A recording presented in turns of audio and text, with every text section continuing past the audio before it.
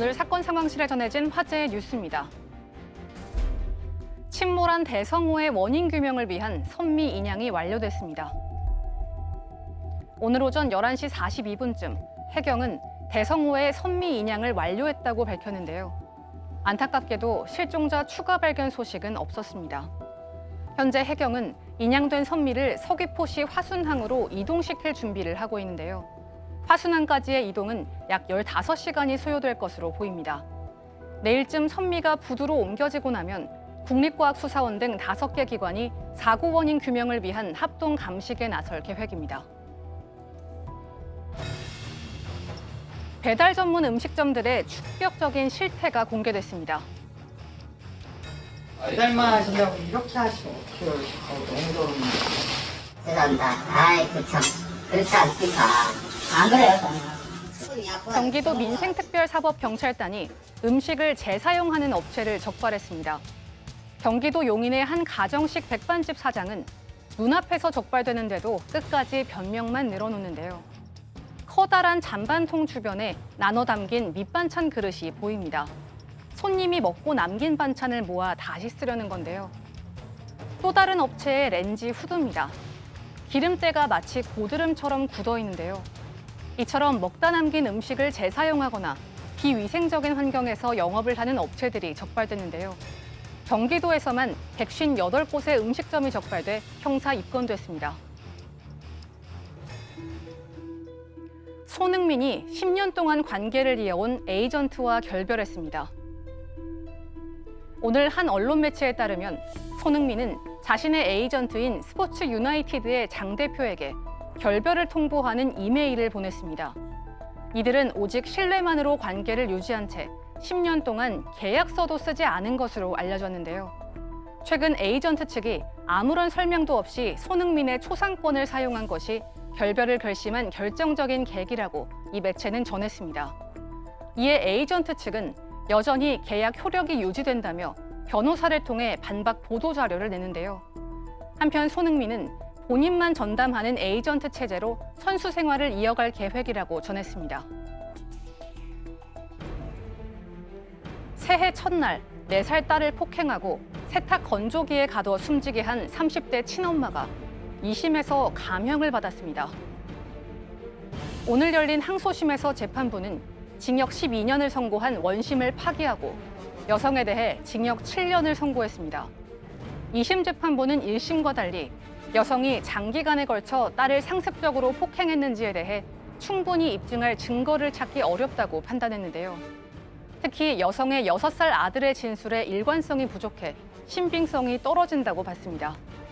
여성은 올해 1월 1일 의정부 시내 자신의 집에서 딸이 오줌을 쌌다는 이유로 4시간가량 화장실에 가두고 벌을 주는 등 학대해 숨지게 한 혐의로 구속 기소됐었습니다.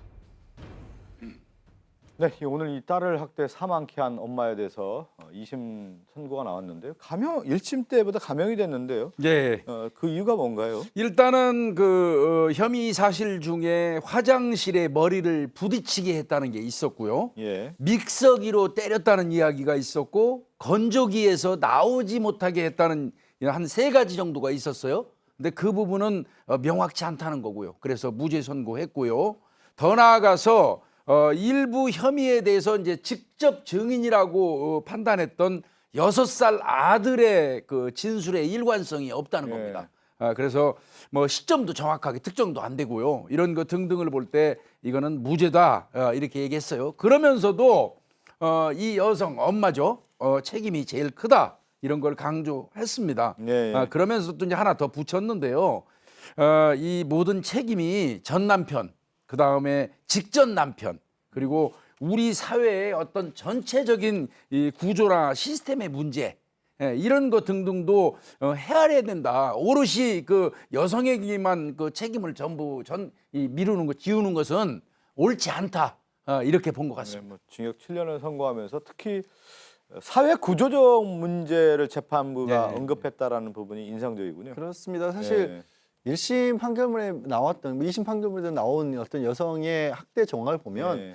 굉장히 가혹하고 어린아이에게 몹쓸 짓을 한 건 맞죠. 그런데 두 아이를 혼자 키우는 또 엄마의 상황, 이혼을 2번씩이나 하고 유산도 겹쳤던 상황, 그리고 그 상황에서 어떻게 사회적 도움을 전혀 받지 못했다는 거 아니겠습니까? 그러니까 네. 이른바 맨정신이었다면 어떻게 이런 행동을 했을까라는 의문이 들지 않을 수가 없는데 재판부가 보기에 이 여성이 이성적인 판단을 못했던 데는 이 사회적 구조적인 어떤 이유가 있었다라는 거죠. 그래서 네. 사실 7년도 가벼운 형은 아닙니다만 어쨌든 1심보다는 많이 감형을 해준 겁니다. 네.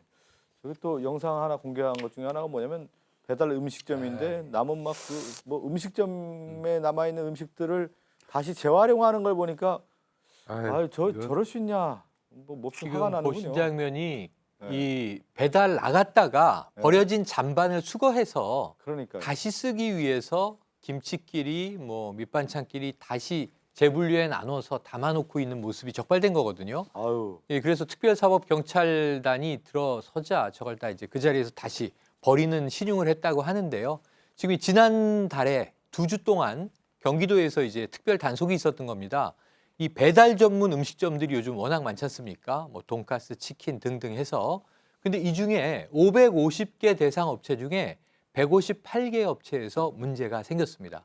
유통기한이 지난 식재료를 썼다든가 혹은 지금 보신 대로 버려야 되는 음식 폐기물들을 다시 뭐 상에 올렸다든가 예. 이런 문제들인데 지금 158개 업체면요. 전체 업소 중에 대상 업소 중에 29%예요. 상당하군요. 3분의 1 정도가 이런 이제 문제들이 터졌다는 건데 더 심각한 게 뭐냐면 9월에 자 이제 단속 나갑니다 하고 예고를 했어요. 음식점들한테. 그리고 다음 달에 나간 건데 이 정도가 걸릴 정도면 지금 어느 정도 더 미리 좀 치운 업체들도 있지 않겠는가. 그렇다면 과반 가까운 업체들이 위생상 문제가 혹시 있는 것은 아닌가. 앞으로 좀 음식점들 배달을 중심으로 한다고 해서 눈에 보이지 않는다고 해서 이렇게 먹을 것으로 장난치는 일 없어졌으면 좋겠습니다. 참 그 먹는 거 갖고 장난치면 안 된다는 얘기를 그렇게 하는데 또 아직까지 장난치는 네. 사람이 있군요. 처벌을 어떻게 해야 됩니까? 제가 보지를 못하겠습니다. 저렇게 더럽게 저렇게 한다는 게 이해가 안 되는데 원산지를 만약에 속였으면 7년 이하의 징역 또는 1억 원의 벌금이고요. 지금처럼 유통기간이 지난 식재료나 아니면 좀 재사용한 거잖아요, 재료. 네. 재사용하게 되면 3년의 징역 또는 3천만 원의 벌금에 처할 수 있습니다. 근데 이제 지금 이거 말고도 행정처분, 뭐 과태료도 가능한데 지금 적발된 158개 업체 중에 139개는 이렇게 형사 입건을 하고 예. 고발 조치가 됐고요. 나머지 19개 업체는 위생 부적정한 업체다. 이래서 과태료 처분을 내릴 것으로 지금 보입니다. 네.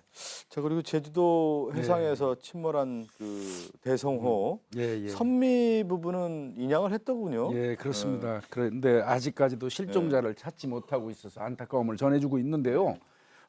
제주지방해양경찰청에서 주도하고 있습니다. 22일 날에도 수색이 있었는데요. 해경이라든지 뭐 해군함정, 관공선, 어선 뭐 이거 합쳐서 한 34척 정도가 수색을 했고요. 항공기도 10대가 네. 동원이 됐습니다. 그래서 지금 저 해수 유동 예측 시스템이라는 게 있어요. 이 바닷물이 이제 그 움직이는 예. 이 조류의 방향이나 속도 이런 거를 예측하는 거를 이제 해수 유동 예측 시스템이라고 하거든요. 예. 그거를 이제 기본으로 해가지고 최초 신고 지점에서부터 이제 동서남북 나눠가지고 한 83km 해역을 9개로 구분해가지고 정밀 수색을 한다고 그러고요. 또 이제 공중에서도 또 수색하지 않습니까? 거기에서는 이제 아마 28km를 정도 더 넓혔다고 그래요. 예. 그래서 전체 토탈하면 한 111km 정도로 넓게 포괄적으로 해역을 수색을 진행하고 있는데 현재까지는 아직 그 좋은 소식이 들리지 않고 네. 있습니다. 지금 뭐 수색 작업을 확대하고 있는데 아직까지 실종자를 찾지 못하고 있는 안타까운 소식이었습니다.